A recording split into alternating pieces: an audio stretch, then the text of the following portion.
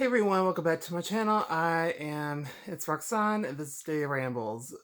I wish I was not posting this, but it's the series finale of Arrow, Season 8, Episode 10, called Fade Out.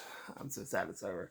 So it's in 2014, Moira did not die on that Earth. Apparently she's from a different Earth, and that Oliver rescued her and knocked out Slade. And then we cut to her. She gives an interview, and she's just trying to adjust and stuff. And that's when she mentions she's from another Earth. Then we have Dinah's interview, then Renee, then the director. She's like, "This is supposed to be like a whole docu series on, the heroes of Star City and the backlash and stuff." But I never thought this would turn into a, you know, memoriam, memorial something. Then we have Diggles, and that one is very raw and very emotional. So after he's done with the interview, he talks to Renee, and basically, all her God is what she saved the city. There's like no more crime or anything. And yeah, your final salute to him.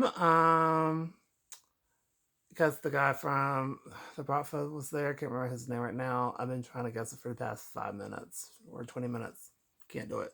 Anatoly. There we go. And then we have Roy's back. He has that mechanical arm.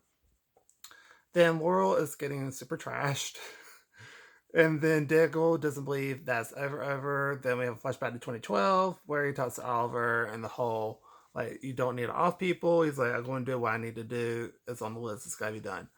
And he kind of wants to go in the field, but Oliver won't let him go. Then Sarah interrupts Mia and woke her up. It takes her to the back to 2020 for the funeral. And then John does the salmon ladder. He said, that was easier than I thought. Then Renee's like, yeah, because your arms were the size of telephone poles.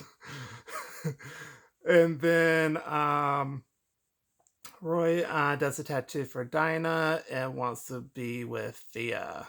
And then we go back to another flashback in 2012 where Diggle keeps wanting to go in the field, but Oliver keeps blocking him.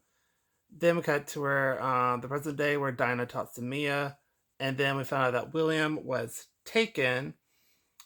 And because all the things went off on Felicity's system because it looks for keywords automatically when it pops up in the news or whatever. And then let's see here. Then Thea and Roy talk, and she's kind of frosty. And then Felicity is back. I was so excited to see Felicity. Oh my god, that was really cool. And so then Diggle says suit up. Then Thea and Roy talk when they're checking buildings that for possible locations that William could be at. And he straight up proposes to Thea after they secure the building. And then we cut to where Ragman and Renee talk, and the rags work again. And he thinks that Renee is very much like Oliver. And then we cut to where Lila is spazzing out because she really wants to find William because Oliver did so much for her family and that put Sarah back. And have JJ as well. And then Diggle calms her down. Then we cut to where Mia found him and the guy that took him. And we have a flashback where it's a really aggressive Oliver and really cool fight scenes. And then he got cornered, but then he got out of it thanks to the gas. And then we found out the guy was named Byrne, who was trafficking people. And then we cut to where Mia, on the present day, where Mia doesn't do it, and so he's going back to prison. And then we cut to where Mia talks to Will, and then Felicity knows right off the bat that, oh, that's my daughter. But they kind of are avoiding each other a little bit. And then we see the news where Oliver, where the news is very happy, that someone's taken his place, and it's very a positive article. Then we have another flashback where Oliver coaches Diggle, and then Oliver's starting to change his mind on offing people, which is good. Then we cut to where Thea is at home in the present day, and Roy talks to her, and she says yes. And then Quentin Lance is alive, which I was super shocked by. So the whole the whole father-daughter thing was really cool, even though technically it wasn't his daughter. But they talked, and she finds out why she is still alive and not the other Laurel, and she thinks it's her fault, and she feels really bad about it. But Lance sort of was like, "Look, it's not you. You're perfect the way you are, and we're just, just be happy that you're alive because, like, you're perfect." And so they hug it out.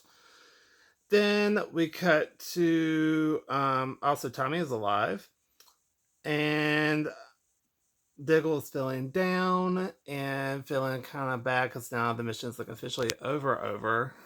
And let's see. Then he talks to Dinah and Renee, and turns out he's moving to Metropolis, and so is Dinah. And they dim the lights on the bunker, which had me like super. I was like, oh my god. And then we cut to where Lance gives speech at Vigil, and there's a big statue unveil. And then we have Mora and Thea mourn, and then Amiko shows up, and then Tommy talks to Laurel, and on his Earth, Laurel was his wife. So that was something. And then Talia and Nissa are there as well. And then we have Felicity is super devastated. Then Mia talks to her and they hug it out and because, because like, well, I went to talk to you. She's like, I know. And they hug it out. It was a really special moment. I kind of really enjoyed that. And then let's see. And then they hug, and then Barry shows up along with Kara, and then Diggle gives the eulogy. Then they get this whole thing where they show different pieces of everything, of people like going their own separate ways and stuff. And as Diggle's packing up, a comet hits him, and then he sees the crater on the ground and picks it up, and it's green. So it's like a shout to the Green Lantern, like he might be the new Green Lantern. So that could be a possibility of a new show, which I'll be very excited to see if that does happen. And then we go back to 2040, where Felicity goes to see him in the afterlife, and they kiss. And that was a super special moment. And that was the fade out from Queen Consolidated. And that was the end of the show. Oh god, I'm so sad about it. Okay. So I give this one an A+.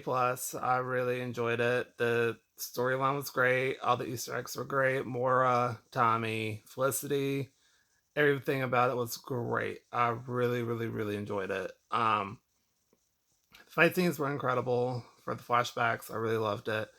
I'm very excited to see what's going to happen to David Ramsey's character, Diggle, if he's going to be the new Green Lantern. That'll be super fun. I think it'll be super cool. I feel like that's going to be like a fun series if they do that. Let's see. And Miko was there, Nissa and Talia were there, and that was really cool too. So overall, it was great. I really enjoyed it. So this season overall was really a standout season for me. So I give the whole season like an A+. I really enjoyed it. I enjoyed pretty much all the storylines and everything, how everything kind of came together. And I thoroughly, thoroughly enjoyed it. So that's going to do it for this video and this series. So that's it. So leave a like, comment down below, tell me what the next show you want me to watch. I think I didn't finish some of season 5. I have to go back and check myself, but I'm pretty sure I covered everything else on the show.